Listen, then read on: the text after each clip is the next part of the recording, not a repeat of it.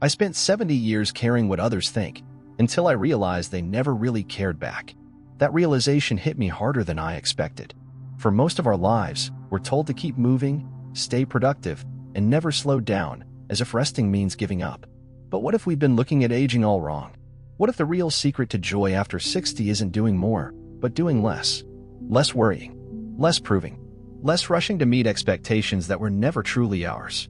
In this video, we're going to explore 10 things you should become lazier about, not out of neglect, but out of wisdom. These aren't just habits, they're silent joy thieves, draining your energy and clouding your peace. And when we get to number 3, I promise, it's the one most seniors overlook, yet it quietly chips away at your happiness day after day. So if you're watching right now, take a moment to like this video, subscribe to the channel for more soul-healing truths, and comment below. What's one thing you wish you had let go of sooner? Now let's begin with the first mindset that's been weighing you down for years, one that might be holding your joy hostage without you even realizing it. Stop overthinking what others think of you. I spent 70 years caring what others think, until I realized they never really cared back.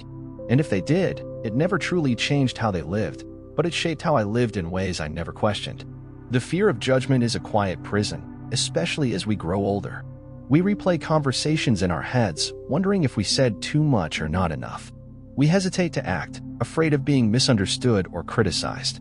But here's the truth: people will judge you whether you speak or stay silent, whether you follow your heart or not. And most of the time, their opinions are not reflections of you, but of their own wounds, fears, and limitations. At this stage in life, you don't need validation, you need peace. You've carried enough weight. Now is the time to live honestly, to speak gently, and to move forward without apologizing for who you are. The moment you stop overthinking what others think, you begin to reclaim your time, your joy, and your sense of self. And with that clarity, you're ready to let go of the next trap that steals peace from so many: the endless pull to argue, to convince, to be right. Let's talk about that next. Stop arguing and getting dragged into drama. You don't have to win every argument to live in peace. You just have to walk away. That's what I learned painfully over time.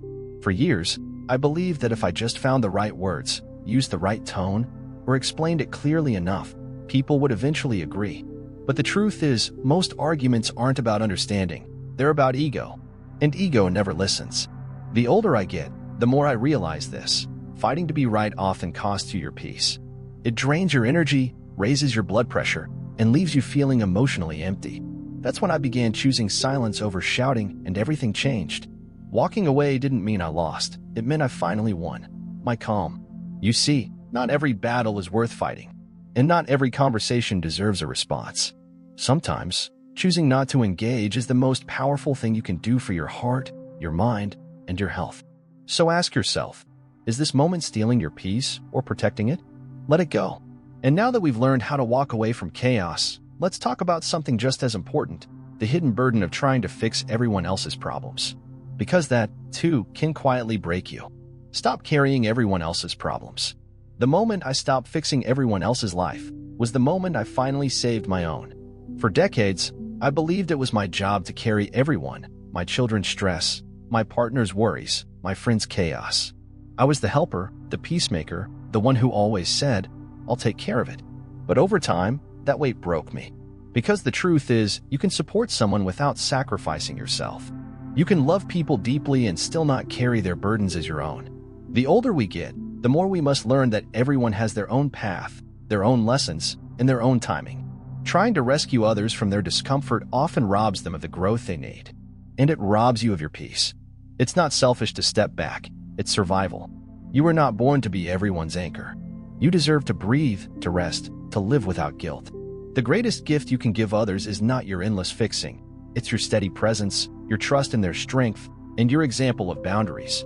And now that we've released the need to fix, it's time to let go of something equally heavy: the pressure to be perfect, and the regrets that come with it. Let's go there next. Stop chasing perfection and let go of regret. Perfection made me miserable. Mistakes gave me peace. That's not just something I say, it's something I lived. I spent so many years trying to be the perfect parent, the ideal spouse, the flawless friend. I was terrified of getting things wrong. But here's the truth: perfection is an illusion, and regret is its shadow.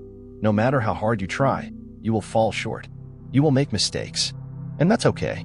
Because it's not the perfect moments that shape us, it's the imperfect ones that teach us who we really are. As we grow older, we must stop measuring our worth by what we didn't do or what we could have done better. Regret is like a bag of stones. We carry it everywhere, and it only gets heavier.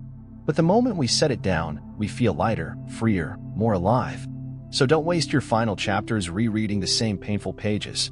You are not your past. You are the wisdom it gave you. And now that we've freed ourselves from the trap of perfection, let's talk about the next weight we must release, the burden of possessions, and why letting go of things might just save your spirit. Stop accumulating unnecessary things. I used to hold on to everything, until my stuff started holding on to me. Closets overflowing, drawers packed, keepsakes I didn't even remember keeping, but couldn't bear to let go of. It wasn't until one quiet morning that I sat down, looked around, and realized the things I thought I owned were actually owning me. The more I kept, the heavier I felt, not just physically, but emotionally. Because every item carried a memory, a what if, a sense of guilt for letting go. But aging invites us to live lighter, not just in our bodies, but in our environments. Decluttering isn't about getting rid of your history. It's about honoring what matters now. The fewer things you carry, the more space you make for peace, for rest, for clarity. Letting go doesn't mean forgetting. It means choosing to move forward unburdened. So as you walk through this season of life, ask yourself, does this add to my peace or steal from it? And now that we've freed our physical space, let's take it one step deeper. It's time to stop filling our emotional space with the exhausting need to please everyone. That's what we'll uncover next. Stop trying to please everyone. Saying yes too often almost destroyed my health. Not just physically, but emotionally, mentally, spiritually. I said yes to things I didn't want to do. I said yes to keep the peace, to avoid guilt, to meet expectations that were never mine to carry. And every time I said yes when I meant no, I chipped away at my own well-being. Until one day, I realized pleasing everyone was costing me myself. At this stage in life, people often assume you're free from obligation. But old habits run deep. The urge to keep everyone happy, to avoid disappointing others, it lingers, quietly exhausting you. But here's the truth. You are allowed to prioritize your own joy. You are allowed to rest. You are allowed to say no without explanation. Because the people who truly love you won't be hurt by your boundaries. They'll be proud of your growth. And once you stop living for approval, you start living for peace. Now that we've unburdened ourselves from the need to please, let's slow down even more and explore the joy of doing nothing. Yes, slowing down is not weakness, it's wisdom. And that's where we're going next. Stop rushing through life. Busyness used to feel like purpose until it became a prison. For years, I filled every moment with tasks, appointments, errands, and goals. I told myself I was being productive, staying useful, not wasting time. But deep down, I was just afraid of what I'd feel in the silence. The older I got, the clearer it became. Life isn't a race, it's a rhythm. And rushing through it means missing the very moments we claim to live for. When you slow down, you start noticing the little things. The way sunlight dances on your kitchen floor, the warmth of your morning coffee, the soft rustling of leaves outside your window. These small, quiet experiences carry more joy than any checklist ever could. Slowing down isn't laziness, it's wisdom. It's the art of choosing depth over speed, presence over pressure. And once you embrace it, you start to wonder, what else have I been rushing past all these years? Now that we've reclaimed our pace, it's time to reclaim our peace. Because there's one more habit that quietly robs joy from even the calmest hearts: worrying about the future. And that's what we'll face next. Stop worrying about the future.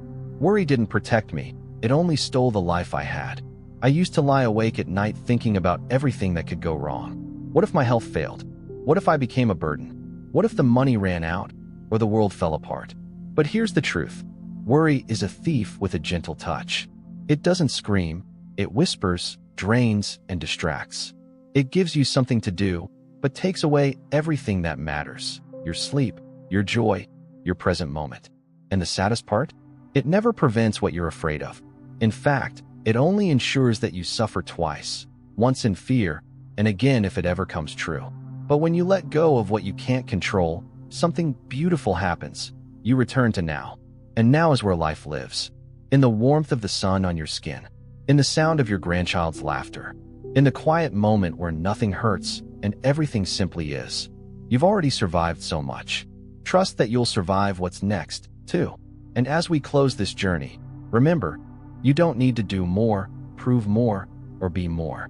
Sometimes, the bravest thing you can do is finally let go. Let's be honest, aging isn't always easy, but maybe it doesn't have to be so heavy.